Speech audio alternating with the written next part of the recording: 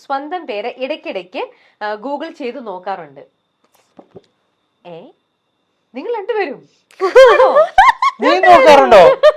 ഞാൻ സുരഭി നോക്കാറില്ല, കാരണം സുരഭി ഓൾറെഡി അറിയുന്നതാണ്. ഞാൻ നോക്കിയിട്ടുണ്ട്. ആണോ?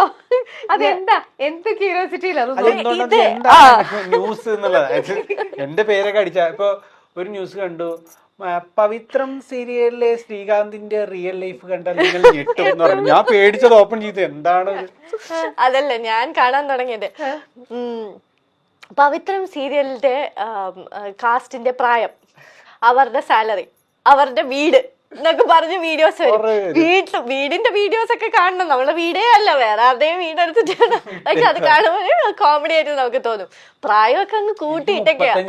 എനിക്ക് 35 വയസ്സില്ല. എനിക്ക് 32 ഇല്ല. അപ്പൊ പിന്നെ എത്രയാണ് നമുക്ക് ഇല്ല, അതും അറിയില്ല.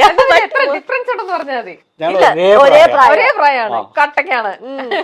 അങ്ങനെ പിന്നെ അങ്ങനത്തെയൊക്കെ വീഡിയോസ് കാണുമ്പോ എനിക്ക് ഭയങ്കര കോമഡി ആയിട്ട് തോന്നും. പിന്നെ എന്റെ ഹസ്ബൻഡ് അത് വിട്ടേക്കോ, പ്രണവ് ഇരുന്ന് ഗൂഗിൾ ചെയ്തിട്ട് പവിത്രം സീരിയലിലെ ഹീറോയിന്റെ ഭർത്താവിനെ കണ്ടിട്ടുണ്ടോ എന്ന് പറഞ്ഞിട്ട് പ്രണവ് നോക്ക് ഞാനീ കേരളത്തിൽ ഫേമസ് ആവുന്നുണ്ട് അദ്ദേഹം എനിക്ക് അയക്കും ബോംബെ. അപ്പൊ അങ്ങനെ കാണാൻ തുടങ്ങിയതാ. പക്ഷെ അതെ, ഭയങ്കര ഇൻട്രസ്റ്റിംഗ് ആണ് അല്ലേ? ഓക്കെ. എന്നാൽ ഇപ്പൊ ഇവർക്ക് വേണ്ടിയിട്ടുള്ള ട്രെയിൻ ടിക്കറ്റ് ഞങ്ങൾ ബുക്ക് ചെയ്തോണ്ട് ഇവരുടെ ഒറിജിനൽ പ്രായവും കാര്യങ്ങളൊക്കെ ഞങ്ങൾക്ക് കേട്ടോ. പക്ഷെ ഞങ്ങളൊന്നും പറയില്ല. സെയിം പ്രായമാണ് രണ്ടുപേരും, അത് സത്യമാണ് കേട്ടോ. ഓക്കെ, ശരി. പിന്നെ വേറൊരു കാര്യം, ഈ പറയുന്ന പോലെ ഇതിനകത്ത് കേട്ടതൊന്നാണ്, ഒരു എപ്പിസോഡില് സുരഭിക്ക് 1 lakhും ശ്രീകാന്തിന് 75,000 അങ്ങനെ എന്നൊക്കെ പറഞ്ഞ് കേട്ടിട്ടുണ്ട്. ഇതൊക്കെ ഇപ്പൊ സത്യമാണോ? അയ്യോ, കേട്ടിട്ടുണ്ടോ? അത് സ്വപ്നങ്ങളിൽ മാത്രം. അത് കിട്ടിയാ പിന്നെ ഞാൻ ഇവിടെ ഒന്നും അല്ല, ഞാൻ പുറത്തെങ്ങനെ. ഓക്കെ ഓക്കെ, ശരി. നിങ്ങൾ രണ്ടുപേരില് നിങ്ങൾ എന്തെങ്കിലുമൊക്കെ ഒന്ന് തെറ്റിക്കുന്ന കുറച്ച് ടാസ്കുകളോടെ ക്വസ്റ്റ്യൻസ് കുറച്ചും കൂടെ ബ്രില്യന്റ് ആവണം.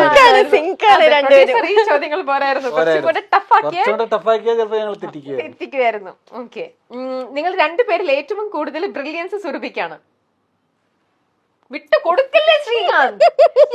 ശ്രീകാന്ത് ഇല്ല, കുറച്ച് ജനറൽ നോളജ് ഞാൻ ഇടയ്ക്കിടയ്ക്ക് കുറച്ച് മറ്റേ ട്രിവ്യ എന്ന് പറയില്ലേ, നിങ്ങൾക്ക് അറിയാമോ അത് ഞാൻ ഇടയ്ക്കിടയ്ക്ക് പറഞ്ഞു കൊടുക്കാറുണ്ടോ? അല്ല, ഞാൻ കുറച്ചും കൂടെ അതെനിക്ക് തോന്നുന്നു സുരഭിയുടെ പ്രൊഫഷൻ സുരഭിനെ കുറെ ഹെൽപ്പ് ചെയ്തിട്ടുണ്ടാവണം. ഞാൻ ചില സമയത്ത് ഒന്നും ആലോചിക്കാണ്ടൊക്കെ അങ്ങ് ഡിസിഷനൊക്കെ എടുക്കുന്ന ഒരാളാണ്, അങ്ങനെ എനിക്ക് തോന്നിയിട്ടുണ്ട്. സുരഭി അങ്ങനെയല്ല.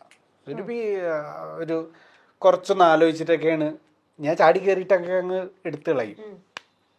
ആള് ബൈ ഹാർട്ടാണ്, ഞാൻ ബൈ ബ്രെയിൻ. അതാണ് വ്യത്യാസം. ആള് കുറച്ച് ഇമോഷണൽ ആണ്, ഞാൻ കുറച്ച് ചിലപ്പോ പ്രാക്ടിക്കൽ. സുരഭി ഭയങ്കര പ്രാക്ടിക്കൽ, അതാണ് അതിന്റെ കറക്റ്റ്. അതാ എല്ലാം ആലോചിച്ചിട്ടിങ്ങനെ. അതേപോലെ തന്നെ സ്നേഹത്തിന്റെ കാര്യത്തിലാണെങ്കിലും വിക്രം ഇങ്ങനെയൊക്കെ നിന്നാലും വേദയ്ക്ക് ഇഷ്ടമാണ്. വേദ പലപ്പോഴും ഇങ്ങനെ നോക്കുന്നത്, ബാക്കിൽ നിന്ന് നോക്കുന്നതും ഇഷ്ടത്തോടെ നോക്കുന്നതും ഒക്കെ നമ്മള് കാണാറുണ്ട്. കൈ അത് പറഞ്ഞപ്പോഴാ, അതായത് ഞങ്ങള് ബൈക്കിൽ പോകുന്ന സീക്വൻസ് ഉണ്ട് ഈ പാട്ടിലെ. അപ്പൊ ഇങ്ങനെ പിടിച്ചിട്ട് ഇങ്ങനെ ഒരു നോട്ടമുണ്ട്. ഞാൻ വിക്രത്തിന്റെ നോട്ടത്തിന് വേണ്ടി വെയിറ്റ് ചെയ്യാം. അപ്പൊ ഞാൻ ജസ്റ്റ് അതിൽ ഞാൻ ഒന്ന് കണ്ണെടുത്ത് പിന്നെ അങ്ങനെ നോക്കും. അത് നോക്കണോന്നുള്ള സാധനം പിന്നെ തിരിച്ചു. സുരഭിയുടെ നോട്ടം നോക്കുന്നുണ്ട്. അപ്പൊ സുരഭിയുടെ ഹസ്ബൻഡ് പറയാത്ര, നീ എന്നെയും കൂടി ഇങ്ങനെ നോക്കിയിട്ടില്ലല്ലോ എന്ന്. എന്റെ ഹസ്ബൻഡ് ഇടയ്ക്കിടയ്ക്ക് പറയും ഇത്രയും റൊമാൻസ്. സെയിം എന്റെ സെയിം ആണ്. ഞാൻ നമ്മള് പ്രീ വെഡിങ് ഷൂട്ടിലൊക്കെ അവര് ഫോട്ടോഗ്രാഫേഴ്സ് കുറച്ചും കൂടെ സ്നേഹം വരട്ടെ, അവിടെയും ശരിയാ. എനിക്ക് സ്നേഹം, എനിക്ക് അഭിനയിക്കാനേ പറ്റുള്ളൂ, എനിക്ക് അല്ലാതെ ഇങ്ങനെ കാണിക്കാൻ അറിയില്ല. ഇങ്ങനെ കണ്ണിലൂടെ മറ്റേ സെയിം കാര്യം. പുള്ളിക്കാരത്തി പറയാ.